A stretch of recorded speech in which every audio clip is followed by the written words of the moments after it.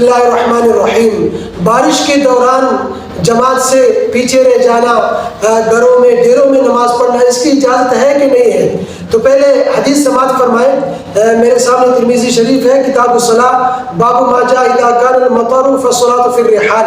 اس باب کے تحت حدیث ہے. حضرت جابر رضی اللہ عنہ راوی ہے، فرماتے ہیں كنا مع النبي صلی اللہ علیہ وسلم فی سفر، کہ ہم لوگ ایک سفر میں آپ علیہ الصلوۃ والسلام کے ساتھ تھے.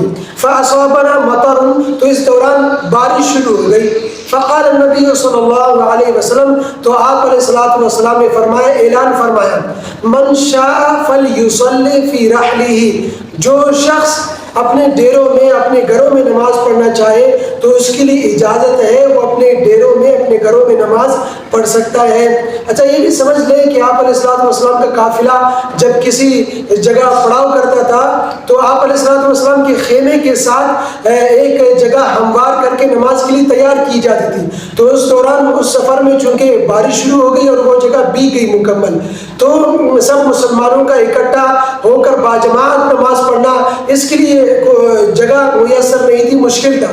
تو اس لیے آپ علیہ الصلوۃ والسلام نے اعلان فرمایا کہ ہر ایک اپنے ڈیروں میں اپنے گھروں میں نماز پڑھ سکتا ہے، یعنی اپنی علیحدہ اپنی جگہ. تو علماء یہ فرماتے ہیں، تمام ائمہ متفق ہیں کہ کچھ عذر ایسے ہیں جن کی بنا پر، جن کی وجہ سے جماعت سے پیچھے رہ جانا، گھروں میں ڈیروں میں نماز پڑھنا اس کی اجازت ہے، یہ جائز ہے. اس پر تمام ائمہ متفق ہیں. تو ان اعذار میں سے ایک عذر بارش بھی ہے.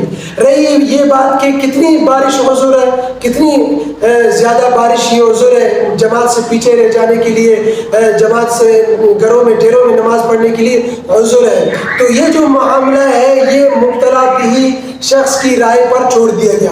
جو شخص اس معاملے پر مبتلا ہے تو اس کی رائے پر چھوڑ دیا گیا، کیونکہ احوال مختلف ہوتے ہیں، زمانے مختلف ہوتے ہیں. رات ہے، رات میں بارش ہو رہی ہے، دن میں ہو رہی ہے، زمانے مختلف ہوتے ہیں. اور پھر بجلی ہے یا نہیں ہے، پھر سڑک پکی ہے یا کچی ہے، کتنی کیچڑ ہے، اور پھر صحت اس کی اجازت دیتی ہے نہیں تھی، عمر کتنی ہے. تو یہ احوال مختلف ہوتے ہیں. تو ہر شخص کی رائے پر چھوڑ دیا گیا کہ ہر شخص اپنے آپ کو خود دیکھ لے، اپنی صحت دیکھ لے، صورتحال کو دیکھ لے کہ اس دوران، بارش کے دوران میرے لیے مسجد تک پہنچنا یہ مشکل ہے یا آسان ہے. تو اب اگر صورتحال کو دیکھ لیا، اب اگر آپ کے لیے بارش کے دوران مسجد تک پہنچنا مشکل ہے تو پھر تو گھروں میں ڈیروں میں نماز پڑھنے کی آپ کو اجازت ہے، جماعت سے آپ پیچھے رہ سکتے ہیں.